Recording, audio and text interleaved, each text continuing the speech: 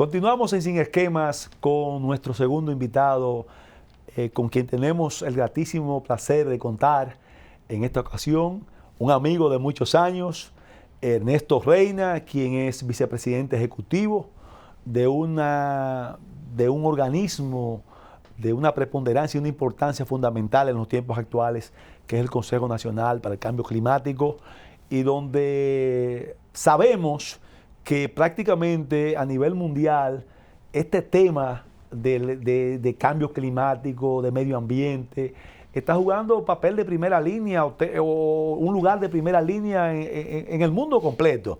Ernesto, gracias por estar aquí en Sin Esquema con nosotros, y de verdad que creemos que en esta conversación que sostendremos, nuestro público televidente va a tener informaciones que creo de mucha utilidad sobre la materia que vamos a tratar.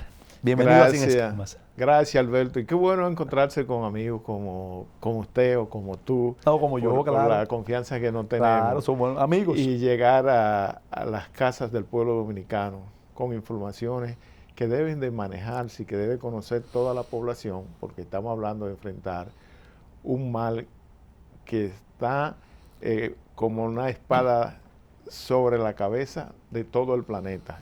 Si no tomamos medidas, el futuro de nuestros hijos y nuestros nietos está muy oscuro.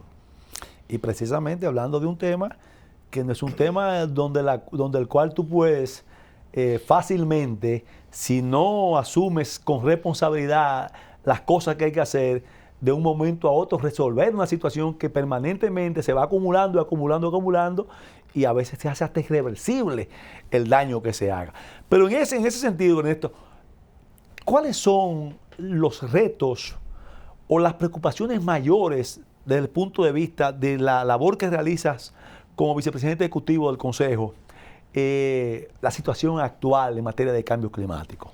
Mira, el cambio desde el punto de vista de República Dominicana, vamos a enfocarnos en República Dominicana. Sí, desde el punto de vista de República Dominicana, nosotros somos el 12º país más vulnerable a los efectos del cambio climático.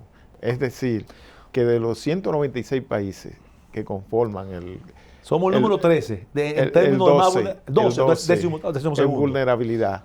¿Por qué? Por lo que ya todos conocemos, nos acechan los huracanes, nos acechan también las grandes sequías que son producto del cambio climático, las inundaciones porque se producen lluvias intensas en muy poco tiempo, además de que desde el punto de vista económico se están derritiendo los glaciares y el nivel del mar está aumentando. Y nosotros vivimos del turismo. Turismo, sol y playa básicamente. Y al elevar el nivel del mar, vamos a perder playas y vamos a perder nuestro principal atractivo, que ya de hecho estamos perdiendo en algunas zonas, producto de ese cambio que ha dado el clima, producto de la acción del hombre, el uso en el desarrollo de los países de elementos que contaminan el ambiente y crean los gases de efecto invernadero que le llamamos, que son los que calientan el planeta. Y lamentablemente, hay que decirlo así, todavía se piensa de que por razón de sacar provecho inmediato a acciones que se derivan de ese daño que le hacemos al cambio climático, no tomamos en cuenta que afectamos de tal manera al corto, mediano y largo plazo con acciones que se hagan, que prácticamente hacen no solamente peligrosa la situación en términos de nuestro país desde el punto de vista medioambiental, sino también que representan un costo económico altísimo también, porque te acaba de señalar ahora cómo el turismo, en cierta forma, aunque parece que aquí dicen, bueno, pero no podemos tampoco un país eminentemente que se nutre de turismo, aislarnos y sacarle provecho a nuestras playas, pero hay que hacerlo con responsabilidad, hay que hacerlo con prudencia, hay que hacerlo con un sentido claro de protección de nuestro medio ambiente. ¿Qué medidas preventorias, qué medidas de orientación, de educación, de aplicación de leyes claras se están haciendo hoy en día, y ustedes como un organismo en esa parte preponderante, para que eso vaya mejorando? Mira, lo primero que estamos trabajando es en la concientización de los ciudadanos a todos los niveles. Hemos logrado, por ejemplo, tener unos acuerdos importantísimos de una asociación público-privada con los industriales, con los hoteleros, con los productores agrícolas, con todos. ¿Para qué? Para que ellos vean que si nosotros protegemos el ambiente buscando un enfrentamiento para disminuir la emisión de gases de efecto invernadero, nos adecuamos mejor a los cambios del clima. Nos podemos ir adaptando. Le estamos, por ejemplo, en la parte turística que hablamos de playa, sí, ver que para la construcción de hoteles no se eliminen manglares, que son una protección natural frente al mar, que se haga una pesca sostenible, que sea en general una explotación sostenible de todas las áreas que de una manera u otra nos benefician. Porque diríamos, cuando hablamos de la parte económica, el turismo es básico, pero también desde el punto de vista económico, cuando viene un huracán, para todo es sabido que destruye medio país, y todo ese recurso que debe utilizarse para la educación, para la salud, para la producción de alimentos, hay que utilizarlo para volver a rehabilitar todos los daños que hace el huracán. Entonces son pérdidas millonarias que tenemos en un tiempo corto, y son cosas que quizá en el momento no se ven, pero la ciudadanía lo percibe cuando un hospital no tiene los medicamentos adecuados, porque ese dinero hubo que tomarlo en reconstrucción.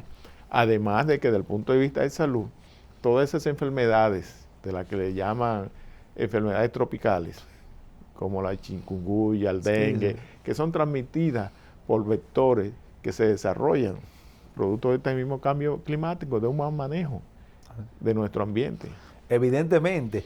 Entonces, en ese orden, como tú acabas de señalar, que el Consejo Nacional viene trabajando también de la mano, ustedes son parte del medio ambiente, tengo entendido, o son descentralizados totalmente. Un organismo dependiente directamente de la presidencia. El señor presidente de la República. A la presidencia. Sí, el presidente de la República es el presidente del Consejo de Cambio Climático. Pero tienen un vínculo de relación, con medio ambiente, con, ¿cómo se llama?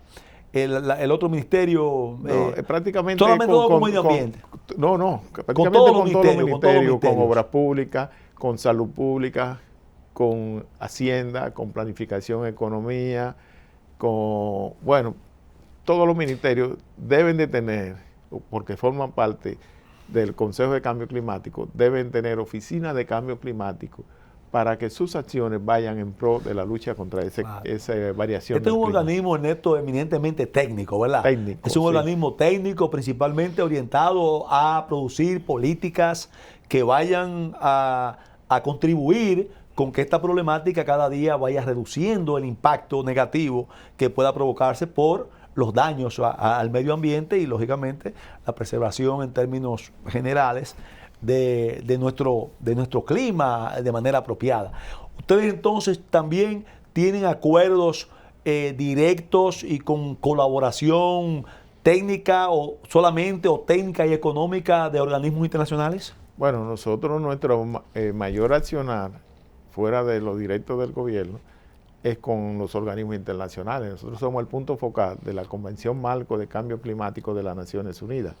Entonces, la mayor parte de nuestras acciones vienen o deben de venir financiadas por los organismos internacionales, la cooperación internacional, los gobiernos amigos como el de Alemania, Francia, España. Por lo general Europa está mucho más involucrado con esta problemática que quizás otros hemisferios a nivel mundial. Europa como que se ha enfocado más, principalmente como señala Francia, Alemania, son los países como que siento que de una forma u otra más han puesto empeño en esta materia. Sí, indudablemente que Europa, dentro de los países ya desarrollados, lógicamente. Que países como los nuestros que sufrimos las consecuencias, tenemos los países africanos, prácticamente todos, que sufren tanto como nosotros, quizás no tengan huracanes, pero sí tienen extensas sequías, grandes sequías.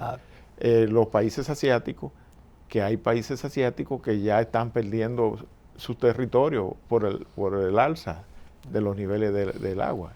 pero Europa es lo que más coopera. Okay. Y nosotros aquí en América Latina, dentro del llamado GRULA de las Naciones Unidas, que es el Grupo Latinoamericano y del Caribe, se está trabajando muy fuertemente en eso. Por ejemplo, Colombia, Perú, Costa Rica y los países, nosotros los países de Centroamérica, digo nosotros los países centroamericanos porque formamos parte del SICA, del Sistema Interamericano. Sí. Y prácticamente todos los países. Quien ha bajado un poco o bajó es Brasil, aunque Brasil llegó un momento que tenía la delantera, pero por razones políticas de ellos, que no nos metemos, su gobierno prácticamente se ha retirado. Y estamos hablando de un país donde indiscutiblemente cuenta con, quizás y sin el quizás, con la mayor reserva en términos de pulmón del mundo, que tiene un vínculo directo con todo lo que tenga que ver con medio ambiente, con clima y todo el sentido de la palabra. Exacto, con la Amazonía, que ahí ha habido todos estos problemas, ese gran incendio que hasta recientemente... aunque se ha querido decir que la Amazonía no es una propiedad de Brasil, que es una propiedad de muchos países suramericanos, pero y partes suramericanos, caso Venezuela, caso Brasil que colindan, Bolivia, Perú. Todo, pero su mayor espacio está en Brasil. Pero además de eso, los otros países hemos estado trabajando muy de la mano.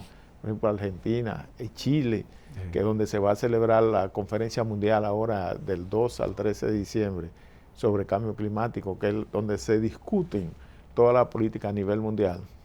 Una pregunta, Leandro, tú señalaste ahorita que entendías que lo primordial en este momento es la parte de orientación y de concientización sobre la temática, sobre la problemática.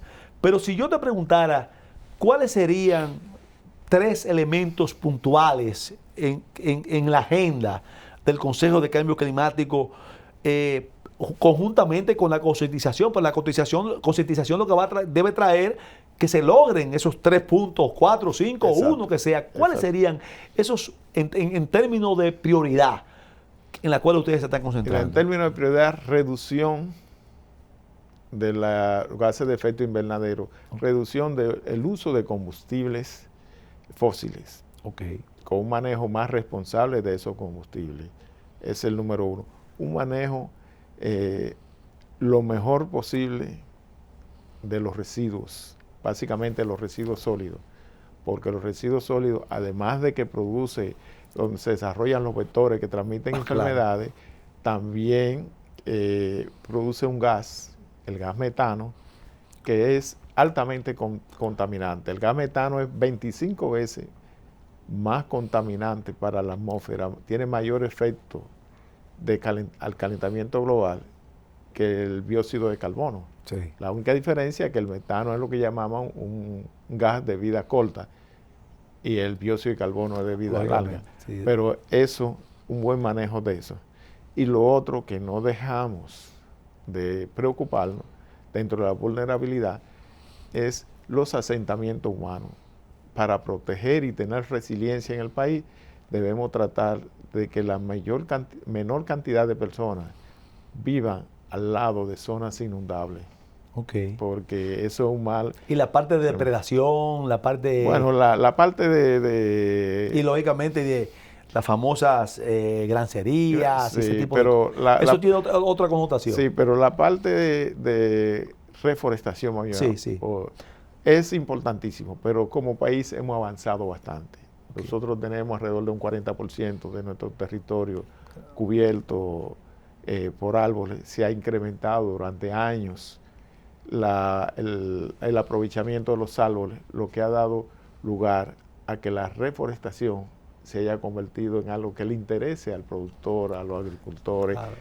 Y eso nos lleva también a poder proteger nuestras cuencas, proteger la cuenca alta donde se genera el agua, donde se produce el agua que todos aprovechamos. De ahí es que esos son los puntos creo que más interesantes. No hablamos primero de reforestación, aunque debe ser lo primordial, claro, partiendo de que nuestro problema es menor a esos niveles. Sí, en esa materia hemos avanzado. Hemos avanzado bastante. Dolor de cabeza, manejo de los residuos sólidos. Dolor de cabeza, el uso irresponsable de los combustibles fósiles. Primero, todos andamos en vehículos de mucha potencia. Segundo, tenemos un parque vehicular eminentemente orientado hacia el combustible, que no es el que queremos. Que no es el que queremos y viejo. Y el que debemos. Y vehículos viejos que tienen transporte poca combustión. Claro. Y tenemos todavía muchas plantas de generación eléctrica a base de fluoroil, a base de gasoil, que también son un dolor de cabeza a este problema. Esa parte. Exactamente. Y si diríamos en esta parte final, Ernesto, hay políticas claras, definidas en materia, hay algunos elementos en materia legislativa en la agenda que ayuden o que induzcan a que cada día vayamos más a lograr reducir esa parte del uso de combustibles fósiles y todas esas cosas, o entiendes tú que se necesitan de legislaciones que permitan no solamente controlar eso, sino también incentivar a que se muevan a otro tipo de cosas? Mira, eso nunca falta. Se tienen muchas leyes que incentivan. Falta quizá aplicarla más.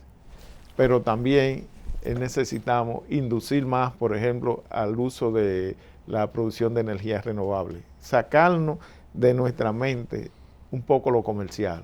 Porque a veces dicen, bueno, hay una planta de generación eólica. Es un producto más barato, menos contaminante, una energía de mayor calidad.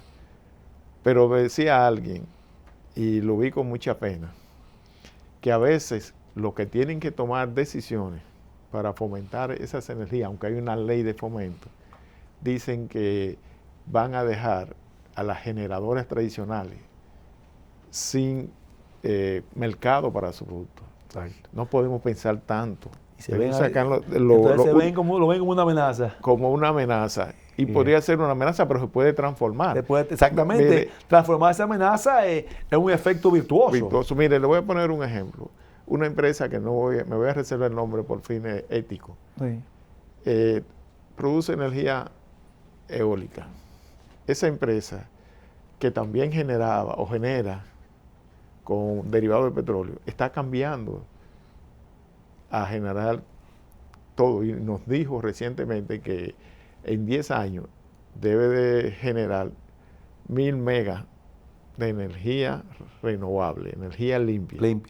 Pero esa empresa también acaba de vender en el mercado mundial 480,000 toneladas de CO2, porque también ese gas que tú dejas de producir, eso tiene un mercado internacional. Entonces, esa empresa se está viendo comercialmente, ha estado desarrollándose comercialmente, pero ha estado apoyando en la lucha contra el cambio climático. Yo creo que eso es una muy buena noticia. Este es un tema que requiere de otros programas más para nosotros seguir conversando con nuestro distinguido invitado de hoy sobre esta temática de tanta trascendencia. Estamos seguros que vamos a contar contigo, Ernesto, en otra oportunidad para seguir dándole este tipo de información a nuestro público que haga posible que nos concienticemos, que nos eduquemos cada día más en que no estamos hablando de algo ligero, estamos hablando de algo prácticamente de vida o muerte en el sentido completo de la palabra. Y nosotros estamos seguros, Ernesto, que nos tendrá otras informaciones interesantes en otra oportunidad. Muchísimas gracias por compartir en Sin Esquema con nosotros y hasta una próxima entrega contigo. No, gracias, Alberto, y estoy seguro que el pueblo dominicano te va a agradecer y le va a agradecer a Esquema que se le pueda dar no solamente Ernesto Reina, sino otros especialistas que le están dando las orientaciones que necesita el pueblo dominicano para enfrentar el cambio climático. Así que muchas gracias. Bien, hasta una próxima entrega de Sin Esquemas. Continuamos con nuestro público televidente siempre llevando programas de interés, programas que dejen algo constructivo. Las temperaturas globales han aumentado de media 0,8 grados centígrados desde el comienzo de la industrialización. La concentración de gases de efecto invernadero en la atmósfera se encuentra en su mayor nivel de los últimos 800.000 años. Dependiendo de cómo manejemos las emisiones en el futuro, los termómetros podrían aumentar otros 5 grados centígrados para 2100, lo que tendría un impacto devastador sobre la vida en la Tierra. Incluso en los escenarios más optimistas, la aceleración del calentamiento climático amenaza los recursos disponibles de agua potable y seguridad alimentaria para millones de personas.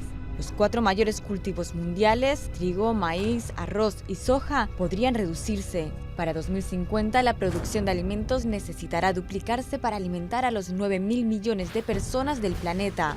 Paralelamente, entre el 20 y el 30% de las especies vegetales y animales se enfrentarán a la extinción debido a que las temperaturas están cambiando demasiado rápido para que se puedan adaptar. Se prevé que el nivel del mar aumente entre 26 y 98 centímetros para finales del siglo XXI por el derretimiento de los glaciares y la expansión del agua del océano. Esto desencadenaría migraciones a gran escala. Incluso un aumento de 30 centímetros podría agravar los fenómenos climáticos extremos y hacer más frecuentes las tormentas, sequías, inundaciones y deslizamientos de tierra. Las reservas de agua de los glaciares serán escasas y los cauces de los ríos se reducirán, provocando un efecto dominó en la producción hidroeléctrica y la agricultura. Los océanos también se verán afectados. Las migraciones de peces en busca de agua fresca tendrán un gran impacto en las zonas de pesca, privando a algunas poblaciones de ese recurso esencial. Los efectos acumulados del calentamiento global también pueden provocar violentos conflictos entre países por el territorio o el suministro de agua. Muchos de estos efectos podrían ser ya irreversibles debido al dióxido de carbono acumulado en la atmósfera durante siglos, aunque el impacto total dependerá de las decisiones que se tomen hoy día.